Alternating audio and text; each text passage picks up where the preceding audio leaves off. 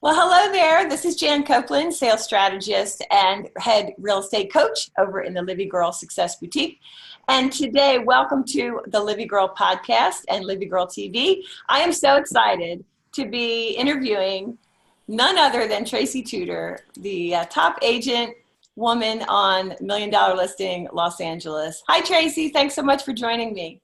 Hi, how are you? I'm doing well. I'm doing well. Thank you so much for taking the time to be with us. Thank you for having me. I'm so excited. Yeah, we are very excited to have you join us. And as I shared with you, Tracy, we are doing these brief podcasts so that we can kind of showcase you, one of our VIP guests, as well as our featured speakers. So one of the things that I wanted to just chat about real quick was that you're a single mom. Yes. And when we had initially talked, I told you that I had been a single mom for many years before I remarried, and I had a daughter. I believe you have two daughters, correct? I do, 13 and 10. The life of the apple of your eye. And so, and when I look at your Instagram, you have a lot of fun and you're successful. So maybe can you just tell us, how are you balancing things as a single mom with much better now that I'm single? I'm kidding. No, the truth is, I think it's all about scheduling.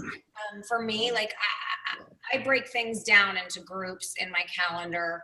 I make sure that every single thing that's going on with my kids is calendared. I'm lucky enough to have a really great nanny that helps me, while I'm working, so that I just don't fall behind, because I think the time that I spend with my kids is important time, and I don't want to spend it, having to be worrying about, silly errands, or, I want to spend like good quality time with them when I can take them out to dinner and do things with them versus, shopping for tennis shoes or things of that nature. So she helps me a lot with that stuff, so that when the kids get home and they're finished with their homework, that we can spend great time together. But I think all in all, the most important thing for me is everything that I do is managed, and the time management is crucial for me to be successful. Absolutely. And so how often do you film for the show? This year for season 11, we filmed all 12 months. So normally, like a typical reality show will film anywhere from 3 to 6 weeks, 8 weeks max usually. So, we're following real estate, and as you guys all know, it's not something that always sells in 6 weeks, unfortunately. So we're following stories that sometimes last 10 months, sometimes even longer, and sometimes just don't even close. So I would say on average, I add about 12 hours a week of filming, 10 to 12 hours a week on top of my regular job. That's fantastic. That's what I mean by how do you juggle it all? That's amazing. That's amazing. Well, I think that a lot of all women real estate agents, I think, admire you, because you're one of the only, you are the only lady besides the other team members on your team who are on the show. And so, anyway, we'll get to that in a minute, but tell me, why real estate? What made you get into become an agent? To be honest with you, I sort of fell into it. I was studying theater in college and wanted to act. And, post USC theater school, I thought, I was working really hard. I kind of was taking side jobs because I thought, starving actress, gotta hustle. And so I was doing whatever I had to do. I was waiting tables. I even worked in my dad's office for a year and a half or 2 years. And during that time, a girlfriend of mine who is now a very successful actress by the name of Sasha Alexander, who I went to SC with, said to me, she had gotten a huge pilot and it was doing really, really well. And she had called me from set one day, and I'm like, God, like, you're living the dream, you're doing it. And she was like, I am. And I said, isn't it amazing? And she's like, I mean, it's okay. And I was like, what do you mean it's okay? But like, the truth was, if you still struggle. And I think that in that moment, I sort of realized I wanted to make money, and I wanted to be independent from my family, from just everybody, and be able to just earn my right to make choices unilaterally in my life so that I could control my own destiny. Yeah. a friend of mine had said, what if we like get into real estate? I mean, you grew up in Los Angeles, Tracy, you know people, you're connected, like this could be a really good opportunity for you. So that's how I ended up going to interview at Sotheby's, and I got my first position as a real estate agent. And so you never ended up doing anything in terms of for your acting career? I did. I mean, listen, I was in a singing group. I mean, you name it, I hustled. I did it. I did a couple of low budget films. I was on stage in at USC quite a bit, but I think ultimately I just realized that, you know, no matter how much I loved acting, it really wasn't something that was in my control. And in case you didn't notice, I'm a bit of a control freak. I love it. I love that you said that you wanted to make money and be independent because, you know, as a real estate coach, most of my clients say, I quit my job because I wanted independence and I wanted freedom of schedule and to be in control of my destiny. So it's pretty cool that that's exactly why you got into it. Yeah, so, I mean, I think the interesting part about that is, you know, a lot of people that, you know, maybe quit a more corporate environment job and, you know, turn to real estate for the flexibility of time. And, you know, a lot of people don't realize you're going to work just as many hours, if not more. Yeah. And I think that's a little bit of a falsity, but you know, the truth is, yes, you can work around scheduling and it can be more flexible, but it does not mean you're going to work any less hard. It's just going to be, you know, a little bit more on your own terms, just being your own boss. That's right. Absolutely. Absolutely. You can't get successful working less. So are you a songbird? So you have a voice? I wouldn't say that. I was in a singing group in high school. And yeah, I mean, I thought I was really great. I mean, I thought I was going to win a Grammy, you name it. I mean, I was very confident apparently, but you know, I will say I was probably more the rapper of the, my group. And, you know, you know, once I got to college and started studying theater, you know, the music group sort of tapered off. So in fairness, I don't want to like hurt anyone's ears. Those days are over. Okay. Talk to me about your team, because you have a team and I believe they're all women. Is that right? No, I do. I have one gentleman on my team. His name's Rob. He's a hustler, you know, relatively new to the business, maybe three and a half years in. And, you know, is just really, really talented, young, aggressive real estate agent. I also have a director of operations who I brought on, who is fairly new to the business, but a really hard worker. Her name is Eleanor. And she manages myself and my partner, Gina, who I brought on to work with me last year as pretty much an equal partner because I can't be in 25 places at once. And I needed someone with a level of expertise that was at my level to be able to manage the clients, particularly my long-term clients that needed my personal attention. So that last year was a really big transition year for me because between the show, my regular single family business, and working on my first major new development in Los Angeles that commanded a lot of my time, I was spread really thin and I needed someone that I could trust. And Gina, you know, has been really great for me. And then obviously there's Erica, who you guys have seen on the show a little bit, who started as my director of operations and assistant and is now morphed into a buyer's agent on the team. So I have two buyer's agents, Rob and Erica, Gina, my partner, and Eleanor. Awesome. And Gina is actually going to be joining you.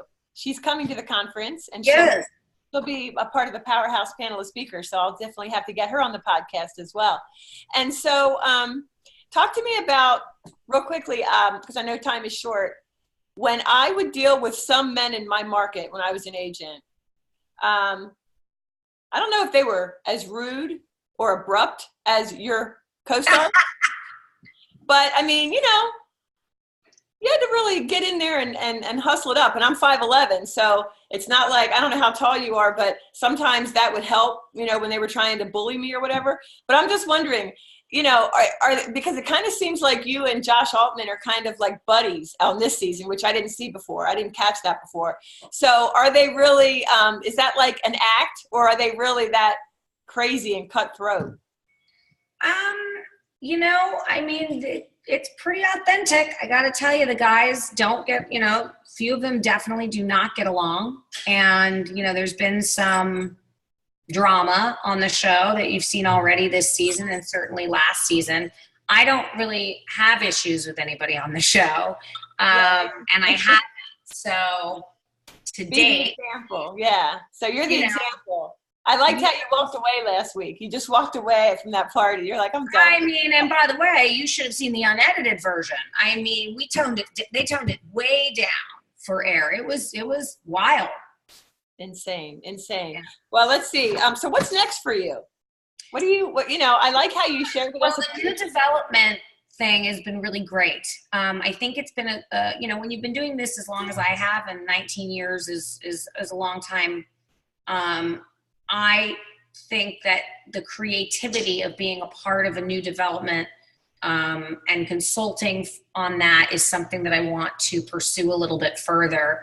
I'm working with the Four Seasons and the Aman on a private development in Cabo, on East Cape, which I'm really excited about. And that's going to be private residence both at the Four Seasons and private residences at Costa Palma. So I will be an ambassador for them. Awesome.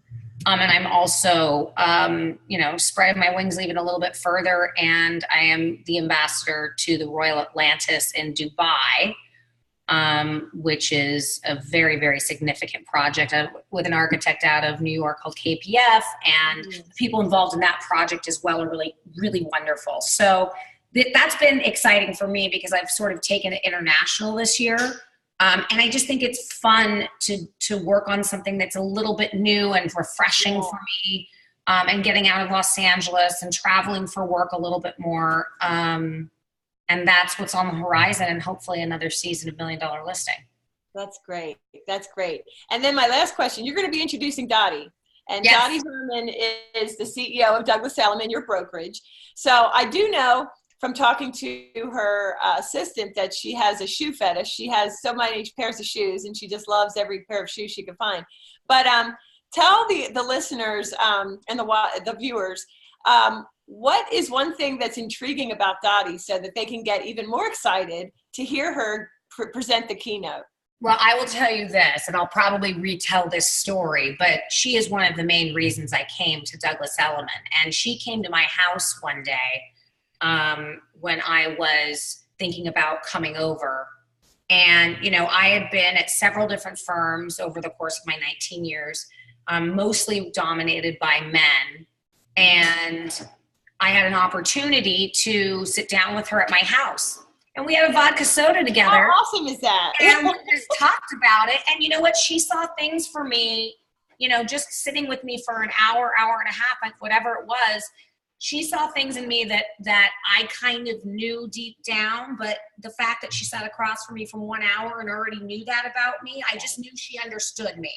And that was it for me. I was like, I want to work at a company where I'm understood and where I'm valued and where there's women present. And not only did I have Dottie at the forefront and at the helm, but I also had Susan DeFranza, who was running new development and she had come from Related and had moved over to Douglas Elliman to run our new development sector. So to have just two powerhouse females at the front of the company next to Howard Lorber was, something very difficult not to turn down. But I will tell you, when you hear her personal story, and I'm sure she will share it, it is one of the most fascinating coming of age stories, and just how she got into real estate it's very inspirational. So I am crazy about her, and I'm so excited to be introducing her. Me too. I'm so excited that you are going to be introducing her.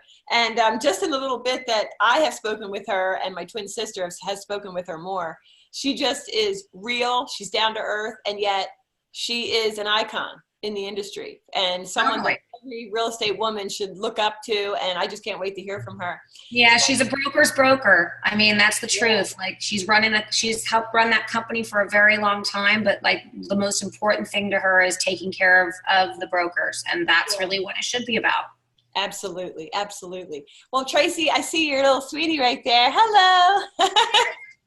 Follow you guys. That's Juliet and Jake. Hi there. Nice to see you. Oh, here comes the other one. Yeah, Charlotte, coming home from school. Well, I will let you get back to your beautiful girls. Tracy, thank you so much, and we look forward to meeting you. I can't wait. I can't wait to see everybody there. It's going to be a blast. Yay. Yay. All right. Bye. Thank you, Tracy. Bye-bye.